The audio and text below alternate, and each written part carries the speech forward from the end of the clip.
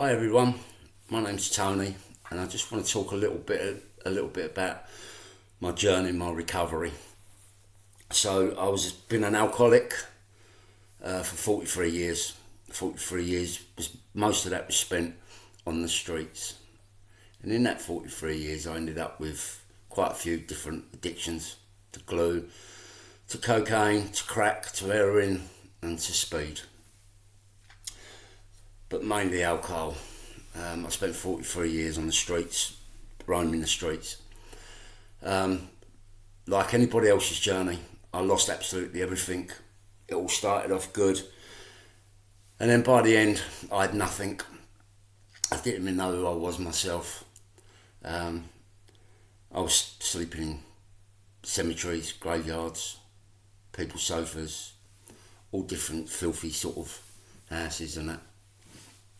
I had a wonderful family and I had a good friendship around me, but I lost all that as time went on. And then I lost myself, completely lost myself. I lost my soul.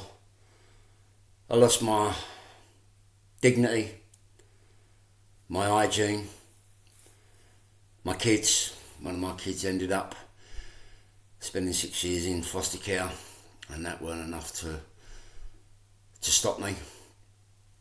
But that's all part of that journey when you get involved in all that. Just over 15 months ago, I realised that I was getting worse. I didn't think I could get any worse than I was, but it suddenly dawned on me that I was getting worse and worse and worse. A lot worse than I was, and I was at rock bottom. And I just woke up one morning and I felt that life and the world was leaving me behind. And I just thought it was just purely me stuck in this mess, self-pity. So then eventually I rang the doctors and asked for help, which put me on a journey of turning point. I had my assessment and eventually I've ended up into rehab. I spent a while in rehab, which was wonderful, a brilliant experience. Until the day I walked out. I walked in homeless, I walked in on my own, and I experienced good friends in there on their last day, families, friends coming to pick them up. And my last day, I had to walk down the hill with a bag of clothes, again on my own. But this time I was sober and clean, and it was really painful. It was painful looking back that there was no one there to welcome me home, to be proud of me. When I walked down that road and said bye to everybody, I was back on my own. So when I come out of rehab, I spent the first couple of weeks just walking the streets. I was offered a dry house, which I went and put my stuff in, but didn't really go back there much. I just went back to what I knew on the streets. And then I just spent most of my time in that 2 weeks crying. Left with some raw thoughts, some deep cuts of what I've done to people and people I've lost. And it was like a ticking time bomb. It was only a matter of time before I picked something up, because I knew how to self-medicate myself and I knew how to get rid of the pain straight away. But something inside me kept me strong. I spent 2 weeks not even thinking about picking up a drink or a drug, but that would have been the easy way. That was me. That was me down to the T. I was completely powerless over alcohol or drugs. But for some reason it was different this time.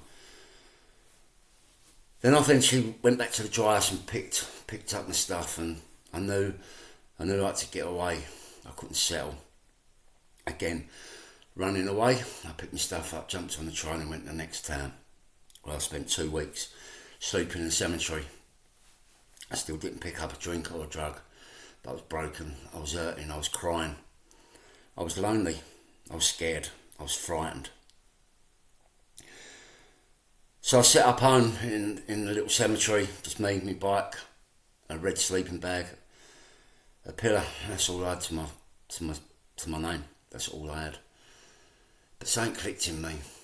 Something really clicked in me. I found a church and I started finding some answers. I was full of hate. I was full of rage. I wanted to take revenge on so many people that put me there. And I got talking to this wonderful woman that really just explained to me that I needed to start praying and I needed to start forgiving and letting go of what happened in the past and start realising that people done what they done because I taught them to do that. I put them in that position to do that, and now I was just full of self-pity.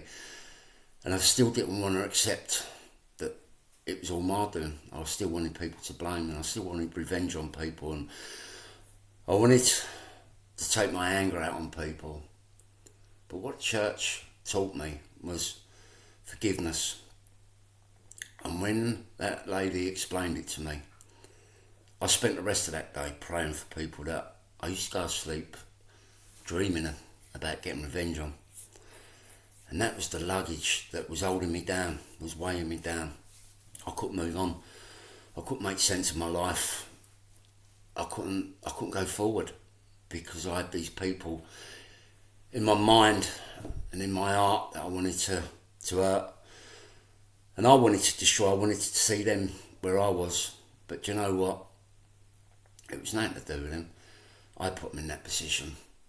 So 15 months ago I prayed for them people, and 15 months later I still pray for them, which has lifted so much the hate and heaviness off my shoulders that I started learning to love again. And then I eventually got into supported living off the streets, in Damford House in Bridgewater. The next day after I moved in, I found a church and went in there and started praying. And I started finding love within people who didn't judge me, who understood me and trusted me. And I was invited along to one of their wellbeing sessions, which the vicar's daughter run. And I helped out there. And every day I prayed and forgive people, my day became lighter and I started having a purpose in life. I started believing in myself. I started lifting myself up. I started wanting to be proud of myself, and I started smiling at people. And then that Wednesday extended to a Monday. So we've done a Monday wellbeing and a Wednesday wellbeing. And I'm not here to talk about my journey. I'm here to talk about, I want people to understand the stigma around being homeless and being on drugs and being on alcohol. And I've made amends to the people that I hurt, I broke tears to. My daughter that ended up in foster care, my family. I made amends to them all, which gave me a big sense of relief, because they didn't turn their back on me as much as I thought they did. That was all in my own head. But over 15 months, my relationship with my family has grown, and I've met some of the most amazing people who's come out of addiction that I'm working alongside now. People who's never had experience with addiction but just took trust and took a liking to me and give me the respect to grow. And that's what I've been doing over the last 15 months, is growing. And I still feel a lot of pain in my heart because I work with a lot of homeless people now, and a lot of people still in addiction, and a lot of my good friends through some of the rooms are still in the madness, are still making chaos of their life, and I sit there and I try and help them, and I won't judge them. And it breaks my heart to watch a mirror image of me and some of my friends, how powerful, how painful this addiction to drugs or alcohol or mental health is. And people just looking down on you sometimes, you really get cut right through to the bone. But I'm not out for self-pity. I'm not out for people to feel sorry for myself. I just want to get the message out there of support and understanding and love that is there if you are in any addiction or in a low place. There is hope. You've just got to get up, find it from your heart, and there's some wonderful people out there. In 15 months, I picked up the first set of keys to my first ever home.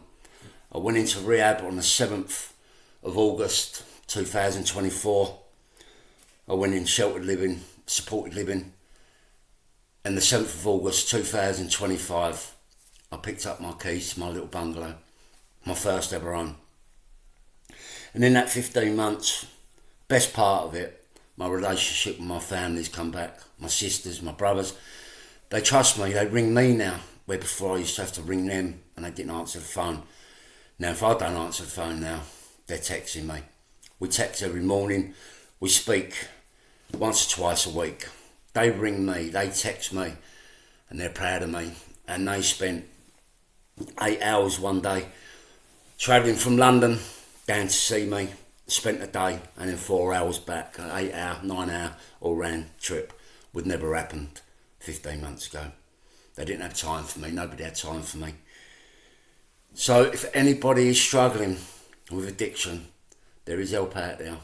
And best part of this journey of recovery is there is some wonderful people out there, and they don't have to have had any experience of addiction.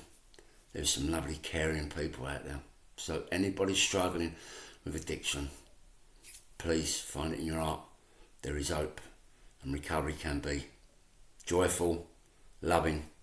You'll get your understanding back, you'll get your belief back, and you'll want to go out and help our fellow addicts to store some belief in them. So whatever you're doing, have God in your heart, have faith, have belief in yourself, get the strength, because you can do it, guys. Be good.